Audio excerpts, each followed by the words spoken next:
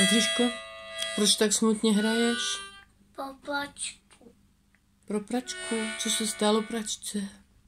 Odvezuji. A taky zrecyklují a zase z ní vyrobí něco jiného? Asi jo.